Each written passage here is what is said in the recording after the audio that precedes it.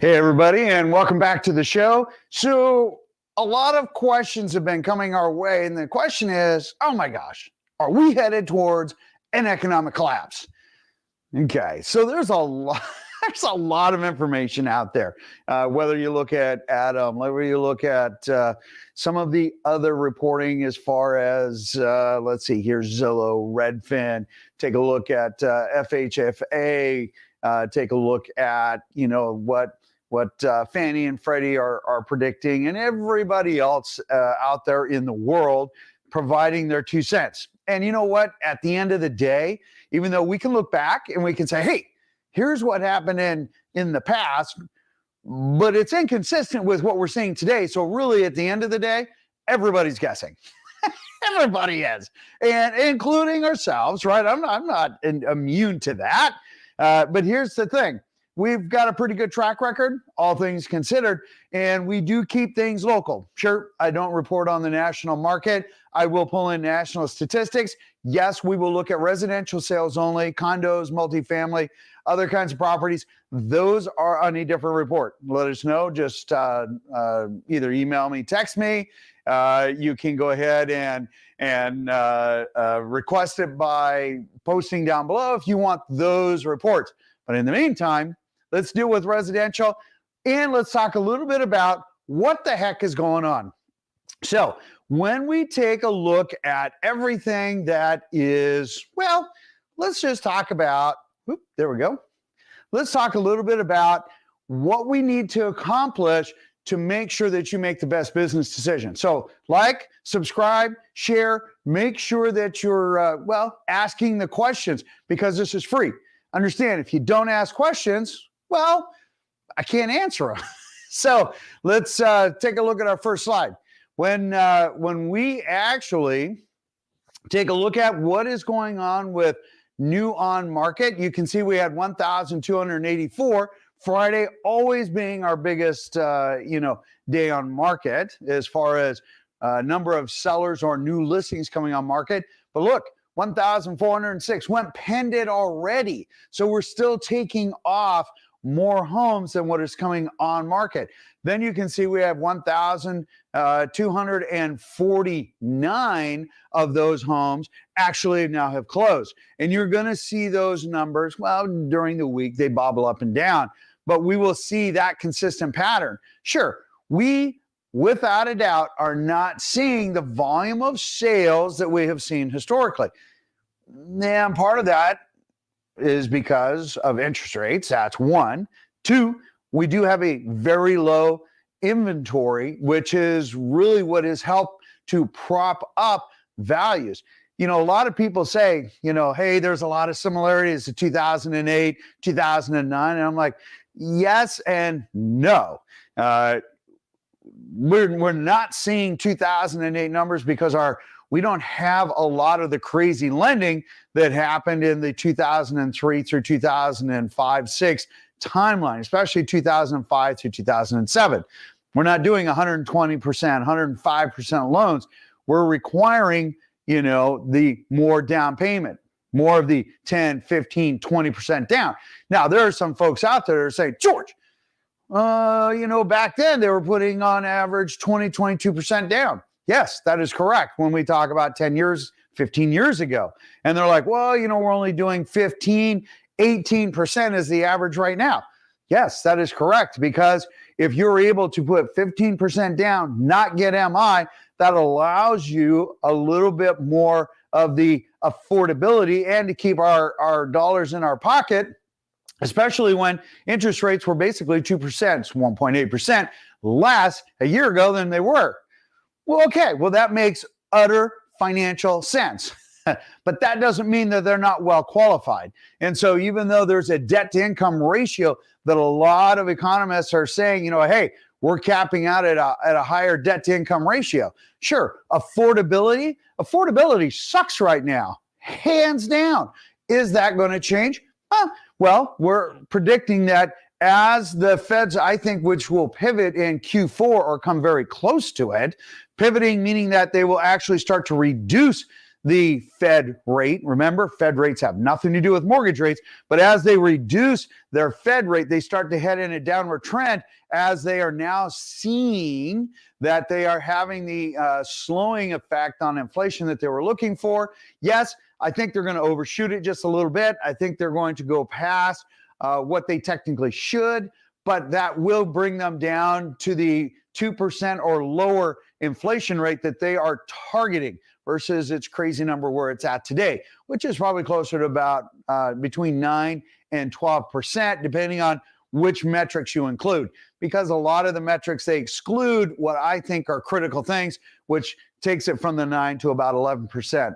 They will start drawing that back down as they do, and as the Feds do their pivot. The important part is that we will actually start to see a change in velocity as far as the Treasury, the 10-year Treasury, I think is going to start to drop down. I think bonds are going to improve. Mortgage rates will follow the Treasury. Because remember, the mortgage rate and the Treasuries historically will follow each other very consistently. All right. They're not identical, but it's a great metric. So if you hear, oh, bond, the 10-year Treasury is up today, well, mortgage rates then went up more than likely with it. If the 10-year Treasury says, oh, 10-year Treasury is down today, mortgage rates will historically have followed it. And they will normally follow that within about 1.8 to 2% of each other, or what they call 180 basis points or 200 basis points, albeit right now they're about 300 basis points or 3% apart, which is a lot further apart than what they like to see. All right, without delving in too far into that, let's talk about what happened in July. July was a really good month. We saw a lot of traction. We still saw a lot of buyers out there. And that reminds me, somebody said, George, seriously, are you still saying it's a good time to buy? Affordability, you just said it sucks. Yes. Interest rates are almost 2%. It's 1% higher. Yes. But you're still saying it's a good time to buy. Yes. Why? It's a very simple answer, and that is, if we're going to fix what our monthly nut is every single month, and housing typically is between 40 and 60% of the cost of our monthly budget. If you're going to fix that nut, then you absolutely have to secure a home. Look, I'm a landlord. I have been for many years. I own a number of buildings. And guess what? I raise my rates every single year, okay? Sometimes twice a year, depending on if it's commercial or residential. Understand, as we go through those cost increases, I as a landlord have to overcome increased insurance, increased maintenance, increased taxes. Well, that is a pass-through cost. And the only way to mitigate that, okay, is to go ahead and secure a home. Sure, rates could go up, rates could go down. You can benefit by them going down. There's not as many buyers out there because affordability and inventory issues are a problem. Are we still seeing multiple offers? Yes, we are, for well-priced homes. It is what it is. Will that maintain? Can that be sustained? Well, as we can see here, we're actually doing pretty well. If you say things enough, and you say it long enough, it will happen, right? They say, oh, the market's going to crash. The market's going to crash. They've been saying that since 2015, technical. 2020, they said that was it. The game was over. Real estate was going to be non-existent. The exact polar opposite. We predicted that with low inventory, it cannot collapse. With our low inventory, it cannot collapse. We still have pent-up buyer demand. Sure. Is there a shadow inventory that a lot of people talk about, whether it's foreclosures or at-risk borrowers who are living really on the edge right now? Well, you're going to see that our foreclosures they're not there yet. Is there a shadow inventory? Probably not. The however is, we'll wait and see. I don't foresee any massive collapse between 24, 25, or 2026, my humble opinion. All right, moving on. Let's take a look at this. When we blow this up, not in the literal sense, you can see that we have 20,000 homes less year over year. And last year was super limited, and this year's, well, it's even more limited. You can see our sales are down 13,000 to year to date, and our pendants are down 10,000 homes year to date. The inventory is probably the biggest issue. Technically, we should be 18, 22,000 homes. Conservatively, 15,000. In 2019, we had 15,000 homes at this point. We're not even there. In fact, if it hadn't been for an aggressive, Friday new homes coming on market, we would still be in the 9,000 homes available, not just cresting over the 10,000 that you're seeing today. Again, inventory is one of the three elements that is really propping up our inventory, but also holding back our market. For clarity, the three: affordability, inventory, and interest rates. Those are the big three that are holding what is going to happen. And as any of those change, you improve affordability, we're going to see an increase in market. You increase inventory, we're going to see an increase in activity. There are some saying that the buyers aren't there. And my comment to you in our area is hogwash. We have a pent-up buyer demand still. You drop rates down below 6.6. Unfortunately, they were bouncing up again, as they do. It's like the stock market. They go up and down. They've been bouncing up a little bit higher, which has started a little bit of a buyer pullback, not by much, but a little bit. Add a little seasonality to it. Add a little seasoning. And what do you have? We have the vacation trifecta still, but we are still seeing quite a volume of activity, all things considered. No, our market is still doing incredibly well. All right, let's move on. Let's take a look at this next one. When we take a look at new construction is helping to absolutely, without a doubt, prop up economy in a lot of different ways. In other words, they've always said that 7 out of every 10 jobs are related to real estate. And if you look at it, some are like, no. Well, if you think about it, you look at transportation, you take a look at materials, you take a look at, shopping, you take a look at a lot of different elements. And it's like, oh, you're right. There's a lot that is surrounded and relates to real estate. But we also have to keep in mind when we talk about real estate, again, we're talking about residential real estate. We are not talking about commercial real estate. Commercial real estate is absolutely subject to the feds. Those are the rates that they have. There's $1 trillion worth of commercial real estate that is coming due because they don't do 30-year mortgages. They do 5, 7, 10-year mortgages, and that's it on like 22-year amortizations, not 30, a 25-year am, not 30. So their costs are higher. And then when you take their 3.5 and literally double it, or actually it was about 4, and then take it up to 7, 7.5. That is a big nut to swallow. And a lot of these companies are going to be struggling and trying to find out what else can they do? How else can they manage this? Sure. We've heard that there are some commercial folks that they just handed it back to the lender and said, hasta la vista, baby. I'll be back. Nah. Anyway, so there you go. They handed it off. Why? Because they knew it wasn't sustainable based on the higher rates because their margins were so tight. Now, granted, they are also in some of the more, let's call, sensitive areas where you're seeing a little bit of an exodus because of crime and whatnot, which is not a surprise. Anyway, moving on. As you can see, let's get back to this chart here. As you can see, even though sales are down year to date only by 274 homes, we're 1,373 homes above. But what's super interesting is for the second time, was last week also, our inventory available, year over year is actually less now. Before, we've always been more. Now we've actually become less as we are taking off more homes on the new construction side. All right. Now, if we take a look at foreclosures, this is super interesting. Take a look at this. All right. So the foreclosures, sales are up. Inventory has stayed about the same. We're seeing a few homes coming off. Yes, we do have a couple more agents to the wall of shame. We do let them know, but some do, some don't take care of it. But as you can see, we have a minimal disparity year over year. As far as sales goes, we're only 12 homes off from where we were at last year. 10 homes as far as actual total inventory available. 21 homes are pended. So we're actually up on our pended scale just a little bit. But again, these numbers are peanuts. I mean, this is nothing. This is half of Washington State, well, 2/3. And understand, if we have a bigger REO inventory, you're going to know about it because, again, we report back. And if you happen to have a mortgage and you are in trouble and you are with a credit union, that is a winner chicken dinner, because I'll tell you, those credit unions, they are there to help you. They have options. There's more flexibility.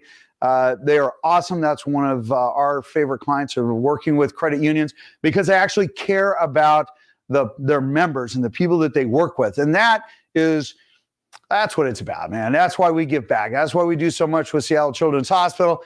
It's giving back, and that's what credit unions do. So we always tip our hat off to the credit unions, support them as much as we can. In the meantime, let's get the show on the road again here. All right. So when we take a look at what we talk about when we look at mortgages, so you can see that they bought back up again. They actually crested over 7%. They actually almost hit an October high. In October of last year is where we absolutely peaked out. And that's not very exciting. The however is we still kept, moving forward. Applications are down. No kidding. When interest rates get up super high, people tend to pull back a little bit. When they get down below 6.6%, buyers come back out into to the market again. And when we are watching those rates, hey, again, as you're looking towards Q4, expect that. 2024, I do expect the rates to start getting into the low 6s, high 5s. Now, will we, and I was asked this again, and they're like, George, are we going to see 3.5% mortgages again? No, I don't think so. That was such an artificial thing. And people need to understand that. The only reason we got there is because the feds were buying the mortgage-backed securities. And you know what? If you're buying up all the water and you got a bunch of thirsty people, hey, you know what? That makes that water super valuable. But you know what? If the dam breaks and all the water goes out, the value of that water just goes down and that gets diluted. And in essence, that's what happened. That's why we saw that massive sweep upwards in rate, because they quit buying mortgage-backed securities and actually started selling off mortgage-backed securities and not buying what was being made available. So understand that when you take and you literally pivot, it had a catastrophic effect. And a lot of people saw that. And even though people predicted our market to absolutely crash and burn, we are really, even on a national level, doing the exact opposite. Now, I'm not saying that we're out of the woods. I'm not saying we hit our floor, because I don't think we did.